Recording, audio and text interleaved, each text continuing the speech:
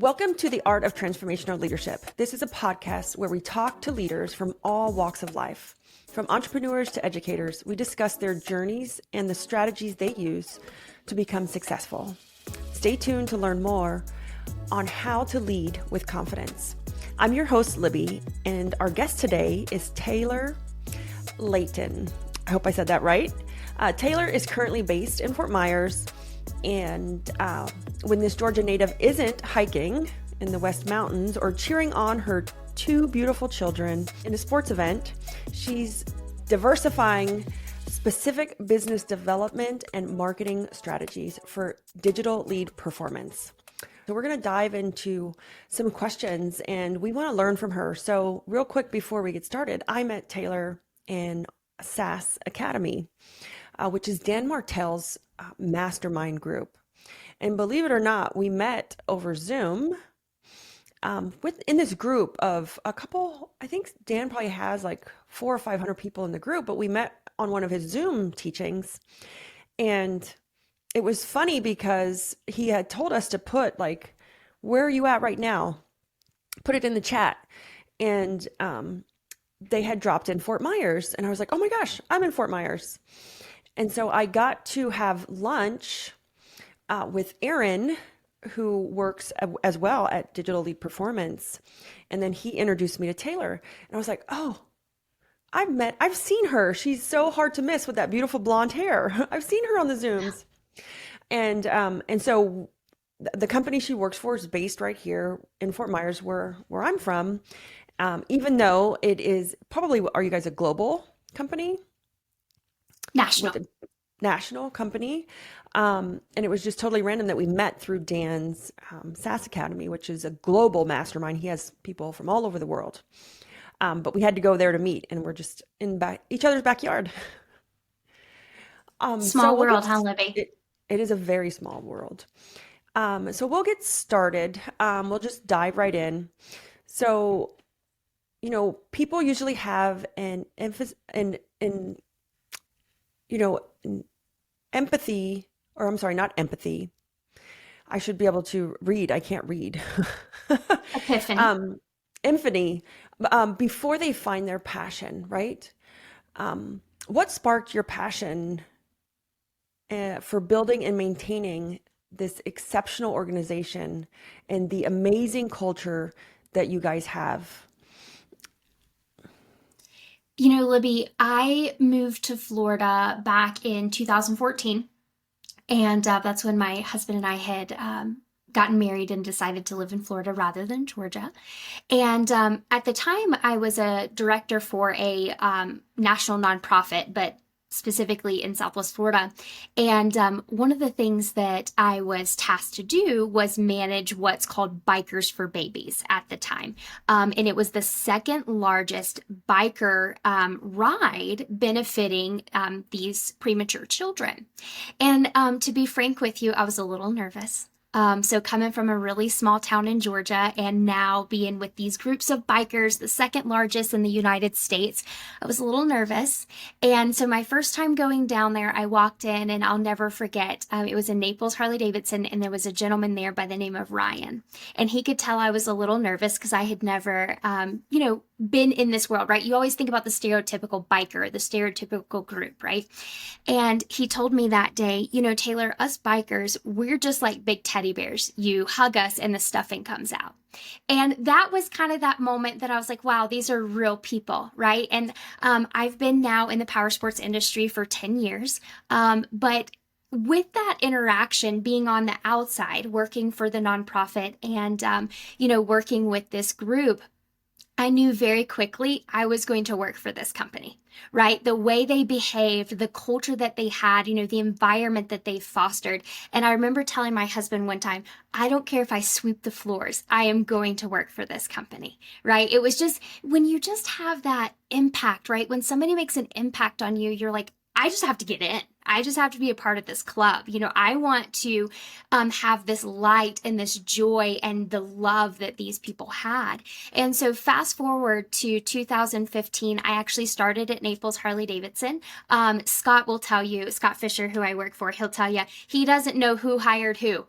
Did they hire us or did I hire them? And it's kind of a running joke internally. And I started down there as their marketing and business development manager at Naples Harley Davidson, and very quickly found myself at Six Bins Harley, which was our largest store at the time. And I knew that working for that company that I could retire here if they allowed me to.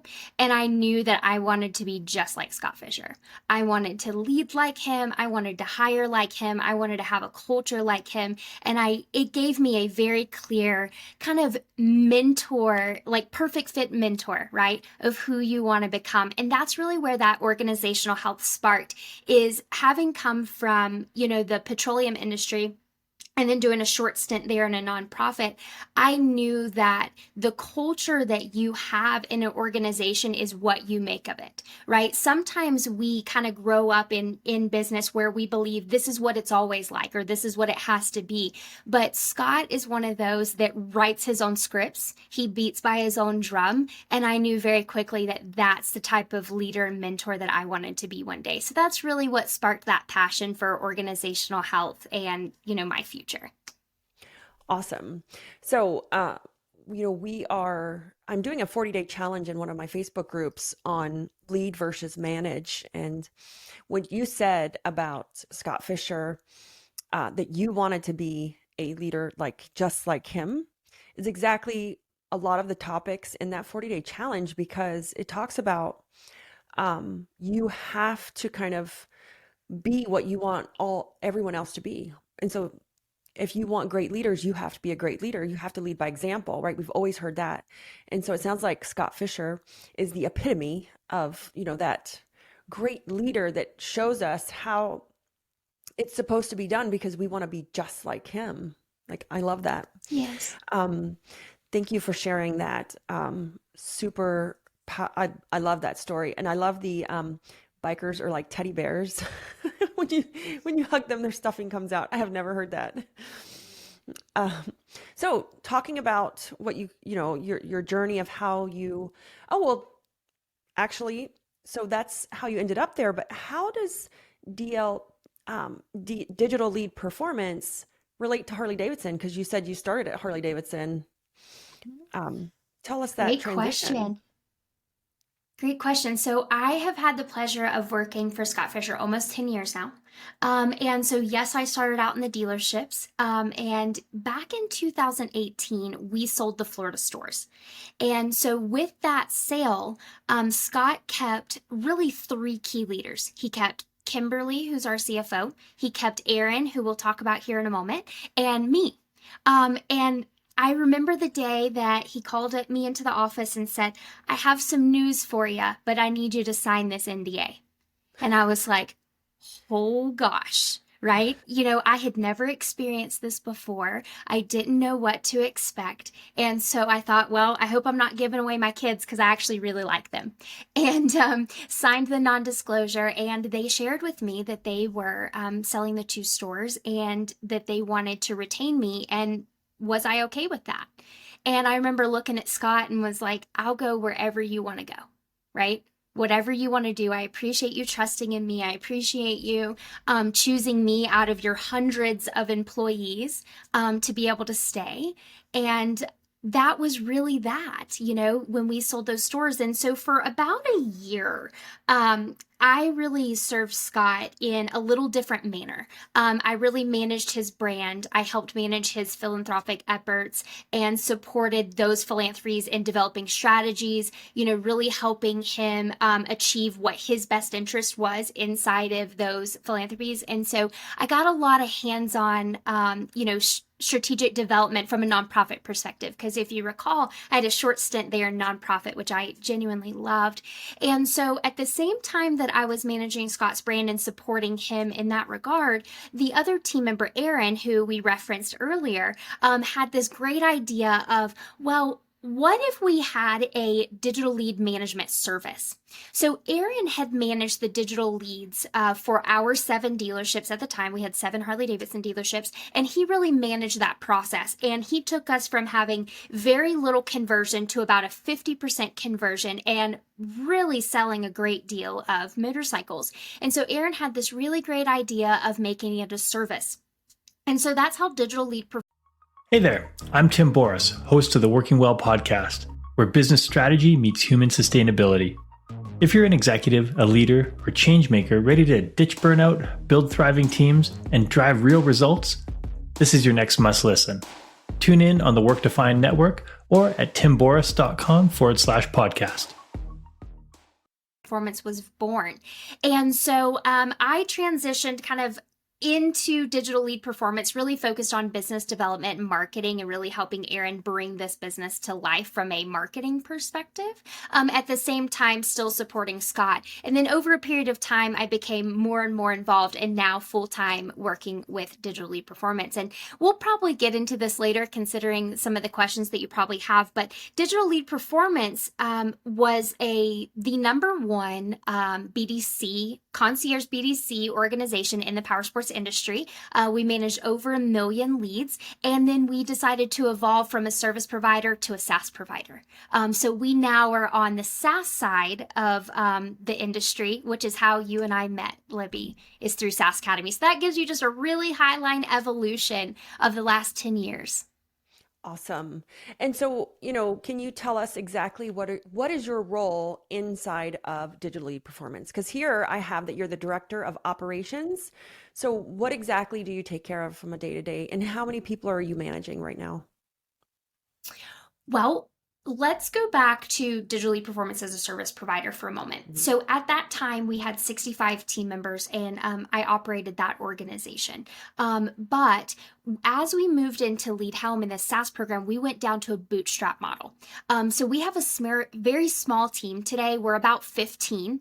So you can see we had a major change there. So we're at about 15 people. I really focus on supporting and developing strategies. So I build the different business strategies, marketing strategies, whatever those things are, and work closely with our teammates to bring those strategies to life. So my primary focus is on marketing and what we call Helm Academy. So that's bridging the educational gap between where we are today and where our dealers are, meeting them where they're at. But I really specialize in what we call the thematic goal. What's most important right now? That could be for the quarter, that could be for the year. And what are the things that we need to complete? And then I help our team achieve that. So my hands are in every single department in our organization, but my primary drive is on the marketing and Helm Academy side while we're in this bootstrap model. Awesome. So, we're going to get off track from the questions a little bit because, Sure. You mentioned that you went from 65 to 15 employees. So I know a little bit about the transition because, believe it or not, Aaron is practically my neighbor. We live super close together, like in the same area. And so, being friends with Aaron and seeing and hearing that transition of going from a full service to a SaaS, what that was like. And then also, I know from a leadership standpoint, many people struggle with having to lay off staff, whether they're, whether it was their fault or our fault, or, if we get hit with bad times or recessions, that is something that we never want to have that conversation. It's just a difficult conversation. And I'd love to hear, Taylor, how did you, deal with your feelings about this? Right? Because at the end of the day, we like people, and it's got to hurt, or you have to feel bad. Because I've been there, we've all been there, where we need to let somebody go, but we don't want to because we like them. How did you do that though? But how did you do it with such grace and eloquence, where you could do this transition and it still kept a a good name for the company, and you still could go to sleep at night? And I'd love to hear that story. Libby, I think I'm going to share some things that'll shock you. Okay. The first thing is it was arguably the hardest decision we ever had to make as an organization, right? You go from being the number one concierge BDC in the power sports industry, serving dealers nationwide, with a very strong MRR. I think we were about $425,000 MRR. So very strong, but knowing that there's a greater opportunity for growth and expansion, not only for our business, but for our industry as a whole, to move to being a SaaS provider. And with that, we knew that we couldn't take all 65 people, and that hurt us to the core because we focus so much on organizational health, and you heard me talk a little bit about that earlier, we really have this family mentality. So it was the hardest decision. Are you tired of talent and HR podcasts that sound like corporate training videos? Same. Talentless is the no-fluff show about hiring, leadership, culture, and what's actually going on in the world of work. Talentless is a podcast for recruiters by recruiters. Hosted by Desiree Goldie and Ashley King, they're smart, occasionally salty, and never afraid to say what everyone else is thinking. Listen wherever you get your podcasts and subscribe at talentlesspodcast.com.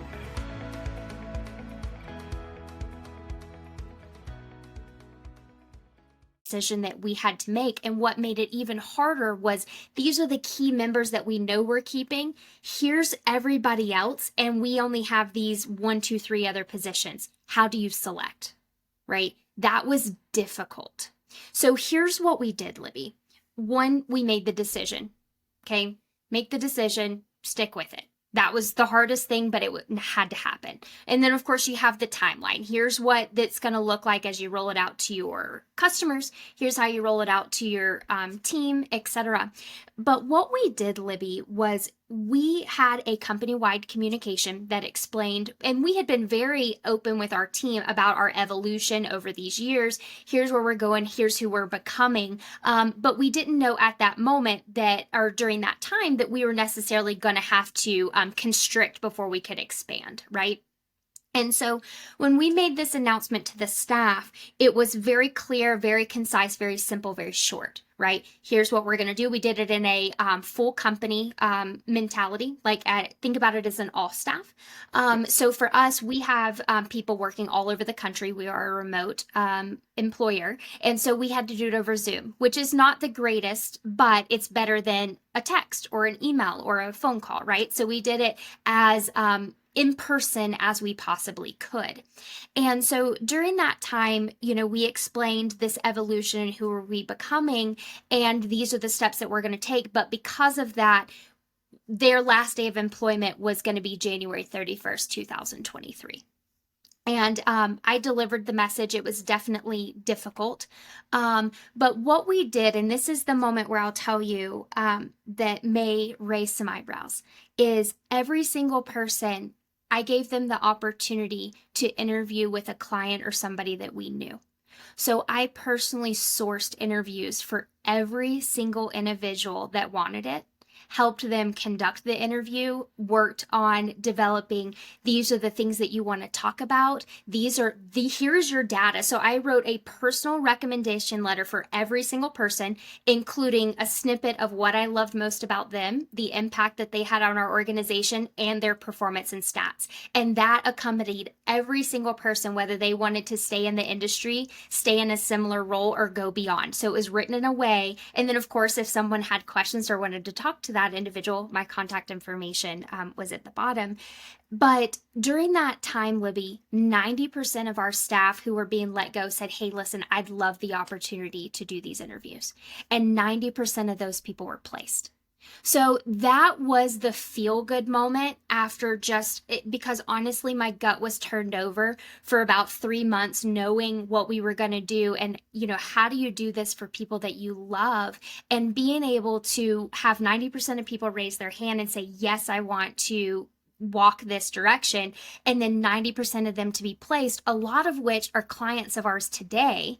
And then of course within the industry is the best part about that, because we made the most out of such a challenging situation, because it's like what you said, we genuinely love those people. There was no reason for them to be let go other than a change in business and business direction. But to be able to place them is probably what I'm most proud of coming out of that transition, because you know that those people will always be fans of your company. And when it comes time to hopefully us being able to serve those dealers, they're going to be the advocate that says, here's what they did for me. Awesome. So I love that story. I almost wanted to cry. That you personally took it upon yourself to coach them, to guide them, to almost mentor them through the process. Yes. Because that is how you show that you care, is by helping them and coaching them through the process. Actions speak louder than words. And I had heard briefly that you helped place the majority of them, but you didn't tell me the story in depth. And, yes. That was one of the things that I wanted to hear. That's, why, it's one of the things that made me want to invite Taylor on to here, because I wanted to hear the story of how do you do something like that so seamlessly and keep your reputation, whether it's your personal or the professional reputation, and to go to sleep at night. And whether we're in a recession or, oh my gosh, they've been saying we're in a recession or it's coming for the last 2 years. I'm like, can it just please get here if it's coming? Like, the anticipation is killing me. But if we do get hit with, a recession that supposedly they say is coming, we may be faced with some of these things. We may be faced with what Taylor had to go through on a smaller scale. And so listening and learning to how she did that so that you can sleep at night, so that you can feel like, yes, I did what I could. It's the fact that a situation changed is why this is happening. And then you don't feel like such a bad person. Right? Because we don't I think too, during this time too, Libby, and I think it goes back to, your stance in your industry as well, the relationships that you've built to be able to call these dealers. And again, we're in the power sports industry, to be able to say, this is what we're doing and this is what I have to offer you. The amount of dealers that said, yes, I would love to hire one of your staff. Here's what you guys have done for us over the past years. I would love to have one of your team members on our team. And to be able to take that time to coach them through, how do you build a pay plan that works for your organization based on what they're familiar with? How do you manage a remote employee? How do you manage a new process that you haven't had to manage before? So it was such a unique time, Libby, and it goes beyond just the ability to place staff, but the ability to be able to serve the industry in a way that we never knew that we would do. We didn't even know possible.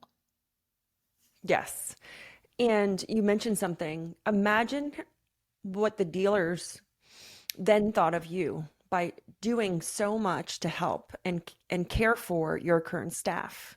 It probably elevated you guys even more and showed even more respect. The dealers probably respect you guys even more now than they did before, knowing that you cared so much to do this. So that is a great story. Some of those tips alone we can use all the time if we have to let go or make cutbacks, just helping and using the connections we already have, whether they're locally or remotely, to help, make things right at the end of the day.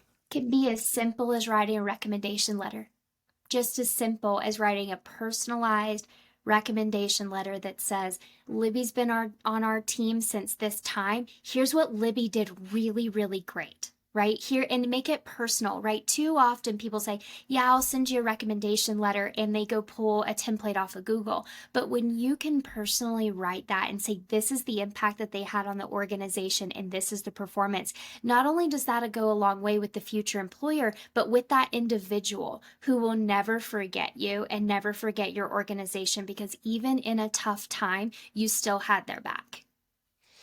Awesome. So I see definitely you have a passion for culture, right? And building it and retaining it. What would be 3 tips that you could give us either 3 culture tips or just 3 tips as a leader to really help build that culture so that we can then grow our company.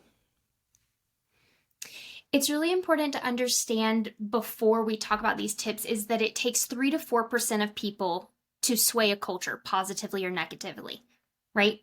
3 to 4%. So if you have a 100-person business, that's 3 to 4 people, right? Now imagine if you have a 50-person, right? You're looking at 2 people, right? Think about, what this looks like. And so the first thing that I would say is you have to build trust. You have to have that strong communication. It needs to be top up, right? Or top down and bottom up communication. It needs to be lateral communication. You have to do what you say you're going to do. If you say, this is what we're going to do, then you better do it. If you tell somebody that this is how I'm going to support you, or here's what we're going to do, we have to make sure that that happens. Building trust is the number one thing. And we all can reference Patrick Lencioni's 5 dysfunctions of a team, right? And it's very important that we understand that the foundation of anything is trust. And if we can't build trust, we're never going to build to where we need to be to perform and to grow our organization. And so it starts with trust. So that's the first thing, is really building trust. The second thing is mastering conflict. People don't realize that there's healthy conflict is necessary in an organization, because when you have the trust, let's say that Libby and I work in the same organization and we have a great deal of trust. And what I mean by trust is we believe in the greater possibility of our organization. We believe that we're going to do the right thing even when no one's looking. We're committed, we're reliable, right? And when we have that foundation, we have the ability to raise our hand and say, I don't agree with that, and here's why. But the other person has the ability to say, explain that to me, right? And you have the ability to have this healthy conflict and this discussion because you have this foundation of trust that both people or that group has the best interest of the organization at heart. And it allows us to discuss perspectives. It allows us to leverage our experience. It allows us to leverage data to really understand what is best for our organization. And through mastering that conflict and through that healthy conflict, you have the ability to agree and move forward, or disagree but move forward, right? And that's the beauty of mastering conflict. And then the last thing that I would say is accountability. You can only hold people accountable to the expectations that you set, right? So with the foundation of trust, with that healthy conflict, and then the accountability that says, this is what we agreed to and it's best for our organization, we're going to hold each other accountable to that. It is not just a top-down accountability. It is a lateral accountability. It is from the bottom up that says, hey, we said we were going to do this. We are all in on this, and accountability goes across the organization. And I'll add a bonus to this is I talked a little bit about communication, but communication goes further than just what we say and what we do. It bleeds into the one-on-ones that we have with our team, right? It's in making sure that if we have direct reports, we meet with them every single week, right? We want to ask them, what are your wins right now? Celebrate with them. What are you learning? What are the insights, right? Learn with them. And then lastly, what are your biggest challenges right now and how can I help you overcome that? And that can come in the form of training. It can come in the form of resources. It can come in so many different forms, but that goes back to building trust, having that communication, mastering that conflict, and holding people accountable. And then the last part I'll add to that communication is career pathing. So every organization needs a level of career pathing. It does not matter if you're a small team or if you're a big team. You need to know your team beyond the surface level. What are their hopes and dreams beyond this entry-level position? What are their hopes and dreams beyond being a team leader, right? Because you may be really surprised what a team member tells you that they hope to do in the future. And that allows you to start to test that talent. It allows you to educate them and potentially put them in a position in the future because you know that they have that organizational health. You know that they're a fit. They behave the way you want to, but their goal is maybe to go from an entry-level position to a marketing manager. So what can you teach them over the next 3 years to become that? Awesome. So many things going through my mind right now. I love that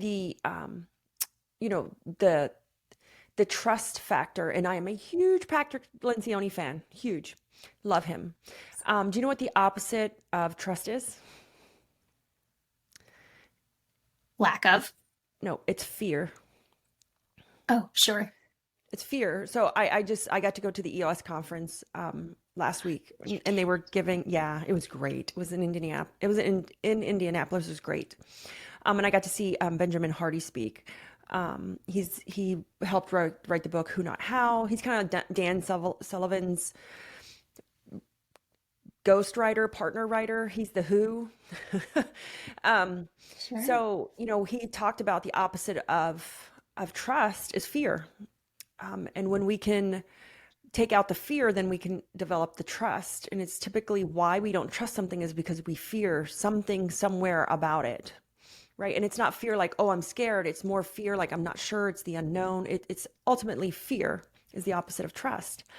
And then you're the first person that I have talked to probably that mentions the conflict. Mastering that healthy conflict. I love conflict. I don't like when we have meetings and everyone just agrees with everything. Right? Then you know that there's something wrong. Because there's no way that we can all just agree on everything. I love One when of the there's things I pushback. learned really early from, and again, Scott Fisher, I'll probably reference often, is he taught us how to probe for it, how to challenge. Even if you agree, challenge it anyway. Because you want to make sure that the other person really stands firm in that decision or really stands firm on that opinion. And if you can't mine for it and you can't challenge it, then it's a bit of a facade, right?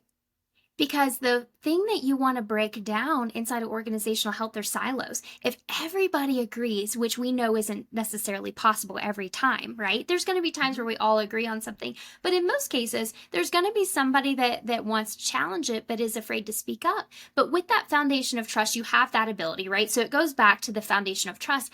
But what it also does is it makes things very real and it allows you to achieve the results and performance faster when you have that healthy conflict. And if you can't probe for it, then you have to go back to what kind of foundation of trust do I have? Because maybe it's not where it needs to be. Absolutely. And then lastly, just real fast, your communication for leadership or for building culture, communication. And at the EOS conference, like they were talking about, you're always leaking something.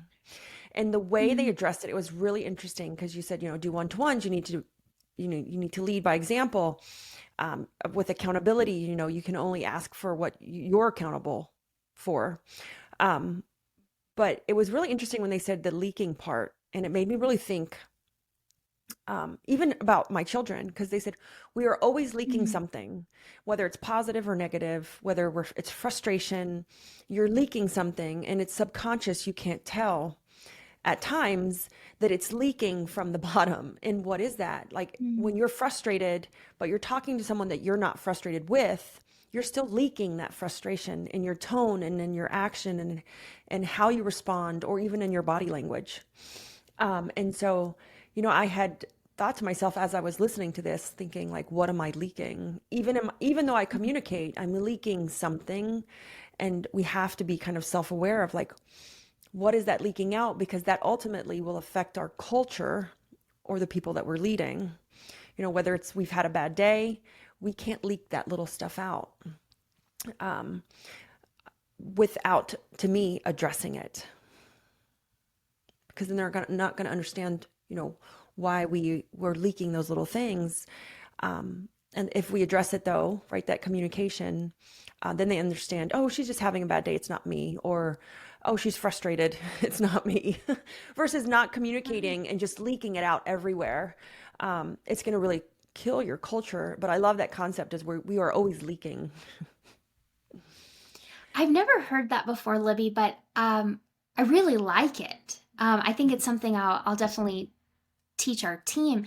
I think just to reference that for a minute, I think it's important that we're all human, right? As much as work and culture wants to build us into be this machine, that grinds all the time, that's always hustling, we're still human. And it's okay to be vulnerable. It's okay to be real. It's okay to say, hey, team, I'm having a bad morning, couldn't get my kids out of bed. Or, hey, I'm having a bad morning. I screwed up on something and it's just kind of put me in a mood. Because when we're human, it puts us on the same playing field. And too often as leaders, we attempt to elevate ourselves, right? We tend to, want to move ourselves up here, but forget that what they really want is a human. They want a human that leads them, because as humans, we want to be led, right? That is human nature. We want to be led by someone. And with that, we have to still be human. If we're a machine, humans don't want to follow machines. They want to follow other humans. Yes, absolutely. And so that being said, we know you are infectiously positive. I'll see Taylor on Facebook, like, oh, there she is again. Like, she's so positive and inspiring. And so, given all of the stress that you either go through during, being, the director of operations, or even during the difficult times when you had to transition from a service to a SaaS, we want to know, how do you manage that mindset so that you can stay positive? Libby, I think that I have a lot of thoughts, and we could probably talk about this one question all day. I think that as people, as leaders, we are not guaranteed an easy life, right? We are not guaranteed that everything is going to be perfect, that all of our strategies are going to come to fruition, that everything that we declare is going to happen, right? And we have to remember that we have the ability to stand up, or we have the ability to succumb. And we should always choose to stand up, right? It doesn't matter how many times you get knocked down. You have to be, able to stand back up. But I think one of the things that I really focus on as a leader and as a mom is to always lead with love and grace, right? Everything that you do it in love. Whether it's for your organization, for your team, for your family, for yourself, you do it out of love because you just genuinely care, right? And even in tough conversations, I can't tell you how many tough conversations I've had to have, but you still lead with love. That's like, listen, I need you to understand that as an individual, I love you, right? I want to see you succeed. I want you to achieve these goals that you have set in your career pathing. But sometimes love comes with hard love, right? And sometimes that means this is what we said we were going to do and we didn't.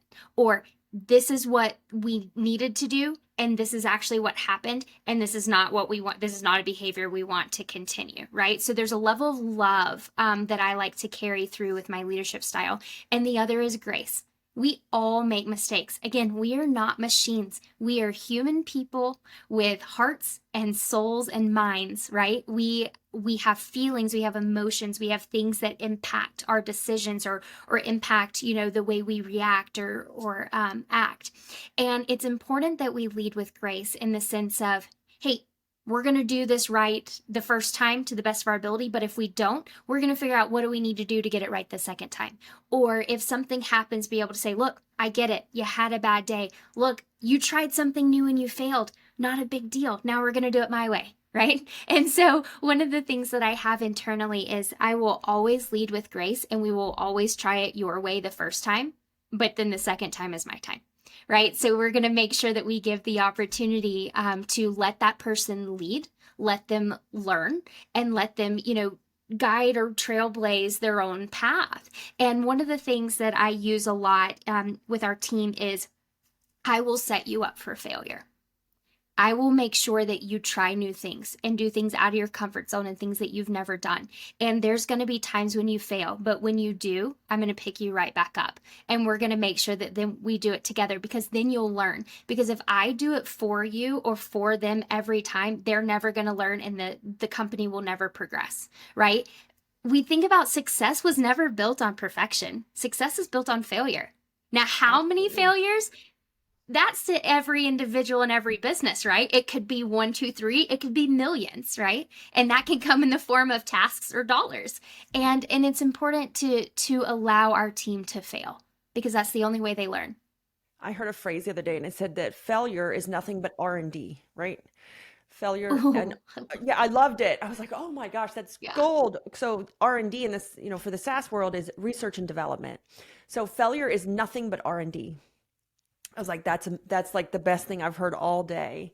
And so that is so true as far as, really, you know, keeping that mindset of knowing. I love the phrase that I'm going to set you up with failure, and kind of pushing them to know that we want them to grow and learn, and you will make mistakes along the way, and that's okay. So we know you're super passionate about inspiring and coaching your team. You know, when did you become one is, how do you make sure that your message gets heard or gets across the team? And then my next question is, how, how do you know, or when do you feel like you're making an impact, or you're being heard? Mm, great question. So let's start with internally first. So internally, it's goes to what is the company level, right? What's most important right now? Everybody understands what's most important. How are we going to get there? And how do they play a role in achieving that? It does not matter what level or position that you're in. Everybody's a part of the goal of the company. So that's the first thing, is really understanding what's most important and communicating that.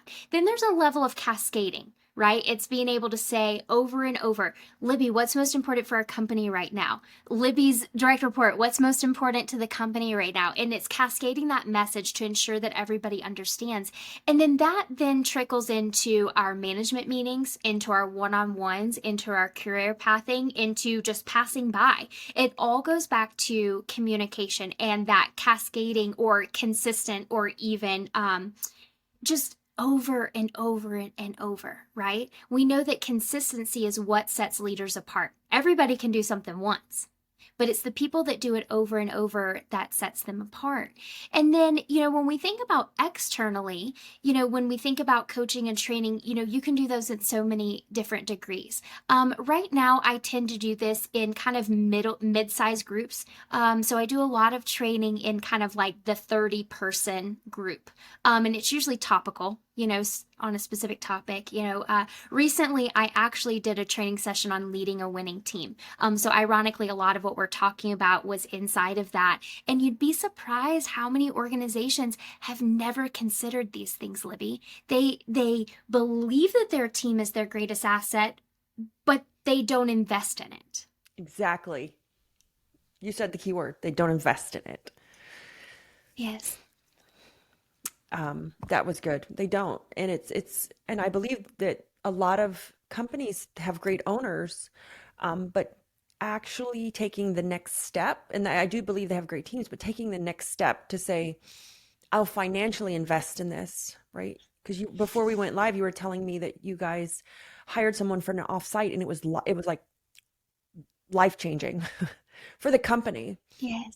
But investing in it is key, because you're bringing in people, mentors, coaches who have either been there, done that, had the failure to learn from it.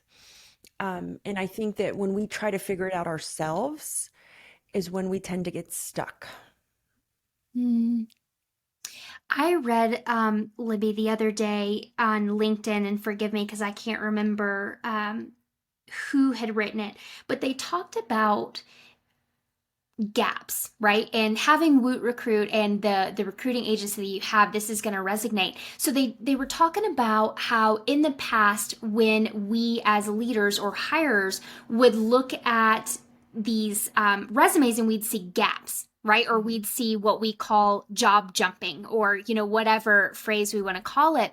And the perspective was, rather than looking at it from an employee's perspective on maybe what that employee didn't do well, maybe what that employee, didn't buy in or what have you, the perspective was really unique and said, did you ever think about maybe that employer didn't have a good culture? Did you ever think Exactly. that employer didn't invest in their team? Maybe that employer didn't career path. Maybe that employer didn't allow flexible schedules while their child was sick, right? And I thought, oh my goodness, I have never considered that.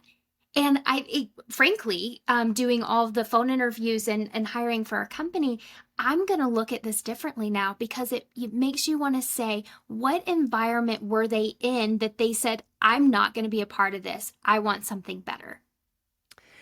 We do a ton of internal teaching for WootRecruit customers. We have an entire WootRecruit Academy. It's an LMS.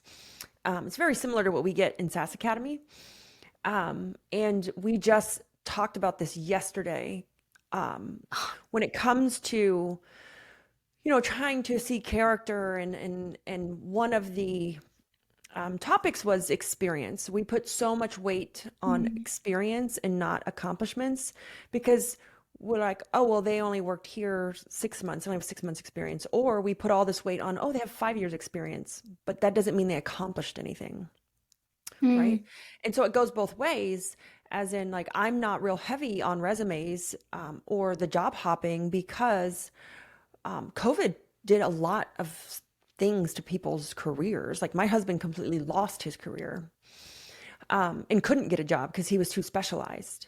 So it was, those gaps are true because when you know how many businesses are out there, but then you know how many not great business owners there are or not great managers, and whether it's just lack of education or bad day, or remember, a title doesn't give you the authority, it just buys you time to earn it, right?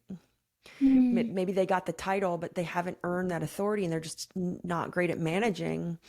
You don't know why that person left. You're judging them based off of information you don't have the whole scenario for. That's a really great point. And Libby, I'll tell you, I'm a firm believer that I hire for heart, not skill. I can teach you anything you need to know if you have the heart and drive. That's something I can't teach. And so when I look at hiring, I always hire for fit. And I will tell you the first thing that I do for every resume is I flip to last page and I see, what do you do outside of work? Because I want to know, do you volunteer? What do you do? Like, who are you beyond work? And it goes back to, what behaviors do you exude, right? Like, who are you outside of this position? Because I'm looking to hire a person, not a machine, right? And so when you have the first interview, the first thing that I actually ask a person, and I kid you not, I actually say, before we have an interview, I want to know, what do you do outside of work? And it shocks them every time, but then they open up. Oh, I love to kayak. I love to fish. I love to hang out with my family.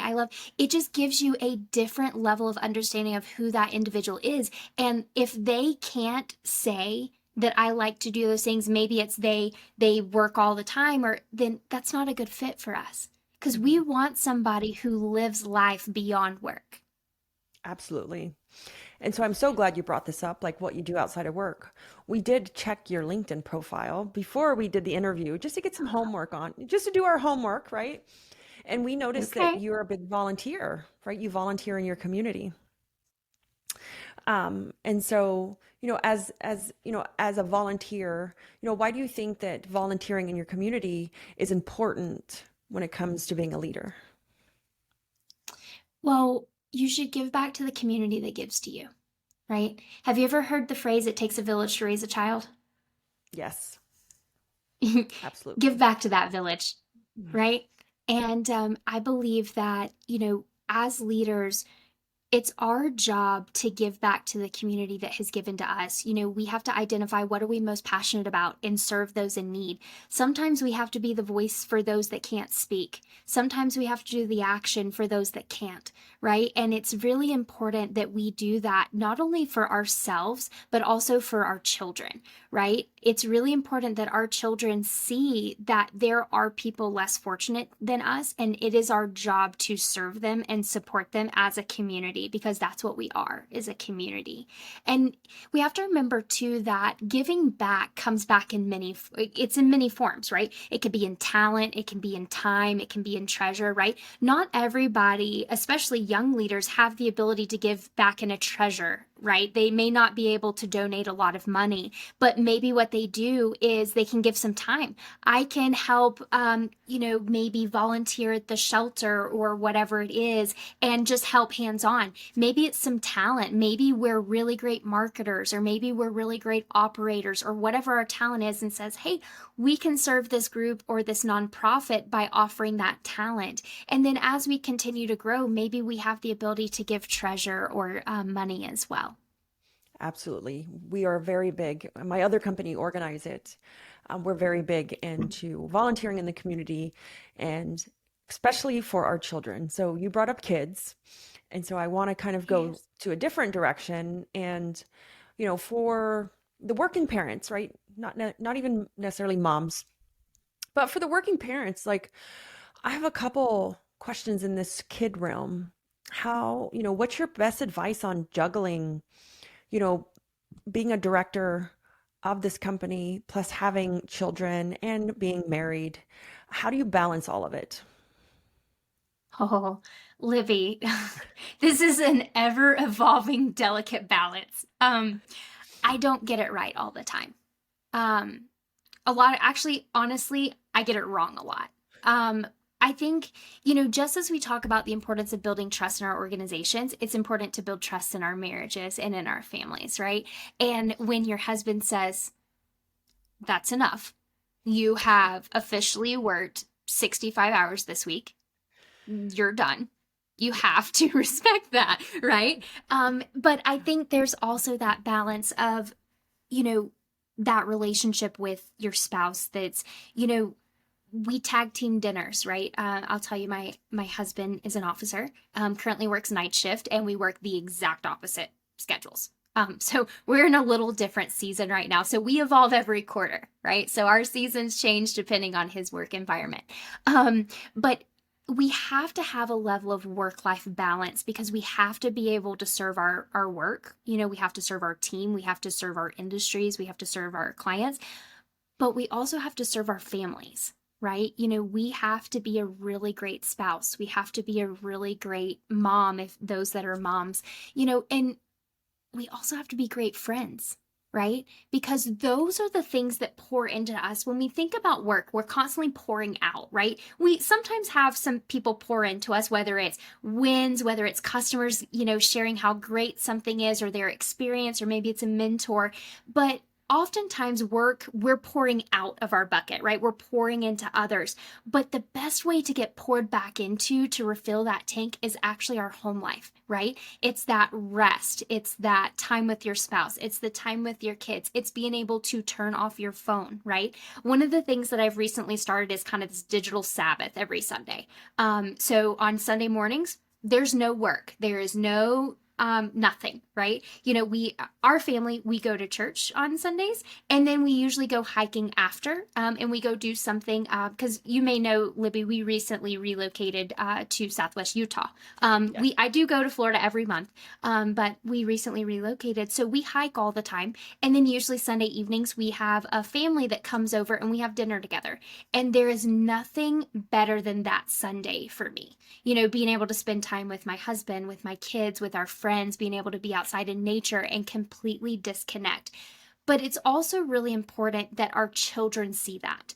I think that even if, Libby, you and I are to look back at our years of experience, like our years of work, the culture has changed, right? The culture has changed to a grind mentality, a hustle mentality, you must work all of these hours if you're going to be successful, right? But it doesn't have to be that way. And it's important that our children see us work really, really hard and achieve goals and progress and learn and grow. But our children also have to see us break away and focus on family and focus on rest and focus on hobbies, because our children learn from us. We are their number one learning source, right? And the way we behave is what they're going to learn. If we're on our phones all the time, our children are going to be on their phones. If we teach them to go outside, they're going to go outside. If we teach them to volunteer, if we teach them to work hard, if we teach them to spend time with family, that's what they're going to do. And so it's important that this delicate balance that we have between leadership and being a parent or being a spouse is to also dedicate the same amount of time and focus to our families. So I love that, and can totally sympathize with getting it wrong a lot. Because I get the question too on, kids, because I built Organize It and WootRecruit when Yaya was a baby, or started it when she was still little. So my kids are pretty spread out in age, but I will definitely tell you it's a working, evolving process, because as the company grows, then my schedule changes, then I grow or I change, and we have to adjust our family lives to it, or just our businesses to our family lives, vice versa. And I will say we tag team it as well. As far as who takes kids to school, who picks them up, who cooks dinner, it's not all on one person. It's not all on me. It's not all on Chris, my husband. But we get it wrong often. And we, every like once a month, we say, oh, we need to sit down and look at our schedules again because something's not working. Wow. And then we tweak it, and it works good for a little while. And then we're like, oh, we have to do it again, and we tweak it. And I think it's never going to stop because our kids change too, like Austin, he plays travel basketball. We may get it right for a month, and then basketball season starts, and you're like, oh, well, that all went to, the wayside because it doesn't work now because it's basketball season. So I totally feel your pain, and I do think that you have to have a support team around you that you guys are both moving in the same direction. Like you and your partner, just like in business, have the same end goal. You're rolling in the same direction, and you know why you're doing this. I had posted a post yesterday on Facebook, I think, and it said that, there's this small group or segment or cohort, whatever you want to call it, of people that now no longer care about titles and lunches and work travel and money. They care about managing their time, having a little money in the bank, but developing a great life and family. Yes. And I think that COVID is the one, and I hate bringing that up, but is the one that really did that for a lot of us. It really changed our perspective on what's important. And we have the same rule. I don't always follow it on Sunday. The no phones. Chris is much better than I am. He turns it off. He's good. I'll like sneak it. And I'm like, I gotta look at something. But definitely, having that balance of exercise. I'm big on food. What you put in your body, really affects your mental clarity and the ability to complete your work or do it. But there's one person you left out when you said you have to be a good friend and a good parent. You have to be good to yourself. I'm not great at that. My husband coaches me through this a lot. That would be my probably my biggest opportunity, Libby, is I am one that gives and serves. So I want to give to others all the time. I want to serve all the time, but I forget myself a lot. And I think that's almost like a raw, like hot point, because I'm not very good at that. Yeah. I've gotten better. It takes planning and attention. Sometimes I fall off the wagon, but then I have to get back on because I feel the burnout or I feel the heaviness of it because I start to run out of stuff to give. And so it comes with great intent. I do it with intention because if I don't, the cup is eventually empty. And so I have to kind of refuel and that comes personally, just needing that balance for myself so that then in turn I can be a good friend, wife, mother. And it's something I had to learn a couple years ago. But you brought up a good topic. As you said, you're a giver. You love to serve. You really put the greater good above yourself. You have that focus, right? And you have a focus on achieving your goals, but also helping others get to theirs. So I would say, where do you get this fire from, right? Where do you get the fire to be so committed? Where does it come from? It's a really good question. I think part of it is, our outlook on life. How do we see life? How do we see challenges? How do we see family? What is our outlook?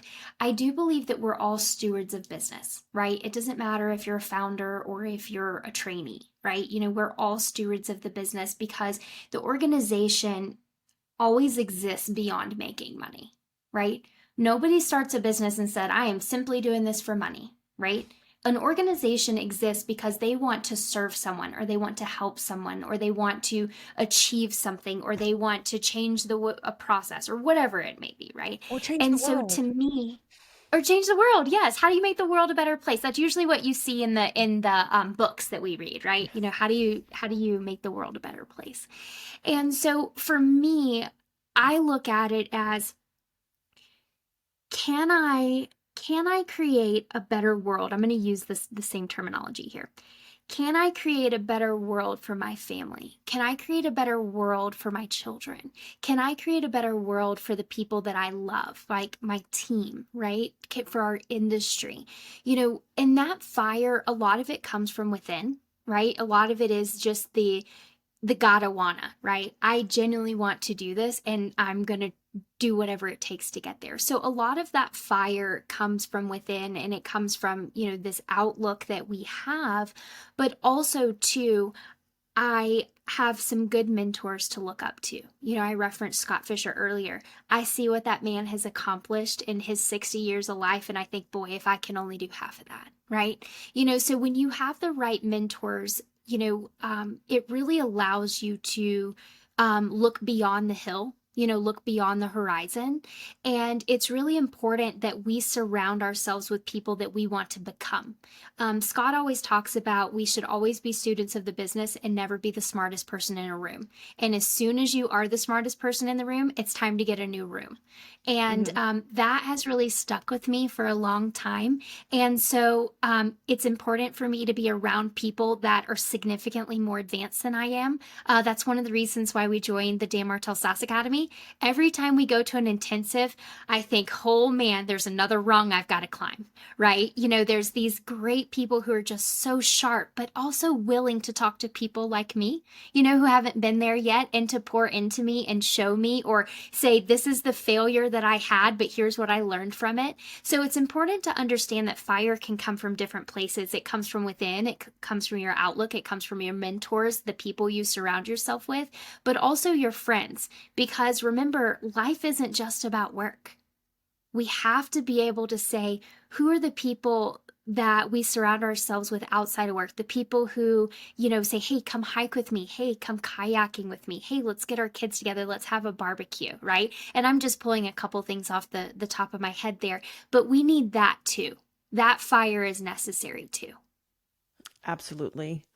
I loved all of this. So Taylor, if you have, is there a last message, something important, maybe that we didn't cover that you want to share with our viewers/listeners, if you're listening through the podcast? Is there anything that you just wanted to, discuss, or just leave us with a lasting message? Considering what we talked about today, is really two things. The first one is that nobody achieves the top of the ladder by themselves, right? Nobody gets to, there's that, and I'm not going to say this properly. I can't remember if it was a proverb or whatever it was, but, it wouldn't have been a proverb, but, the turtle doesn't get to the top of the fence post by itself, right? And I may not be saying that properly. It had to have help, right? So in business, lean on those around you, be vulnerable, ask for help, but also in return, do the same for the team. Help them achieve, their goals the way someone helped you achieve theirs. And then the other thing is find your balance, right? It is a very delicate, ever-evolving thing, but find your balance between work and home, and you'll find that you'll be much happier, you'll be more productive, and you'll have greater performance and results. Awesome. So I want to thank you for being a guest on the Art of Transformational Leadership. So, what's next for you, or where can our listeners find you at? LinkedIn is probably best. One of the things I'm working on right now is really putting out content through LinkedIn. I haven't done it as well as I should have, so that's a big focus for me. So find me on LinkedIn. I'm sure Libby and the team will link that in the chat or in the copy following this podcast. But would love to connect. Would love to continue to build my network and learn from everybody. I want to learn from every person, all walks of life, and would love to connect. Awesome. Yes. And we'll make sure to add her LinkedIn link in the comments or in the show notes. So I want to thank you also for listening to our podcast. If you want to find other sessions, you can find them on all of our social media pages, as well as the Libby DeLucian website. And I'm the only Libby DeLucian in the world, so it's pretty easy to find my social media handles. If you enjoyed today's show, please feel free to share it with a friend, a business owner, a manager, someone who's struggling in that leadership realm, or if they just want to learn. Again, thank you for joining us on the journey towards becoming a transformational leader. Keep inspiring positive change in the world.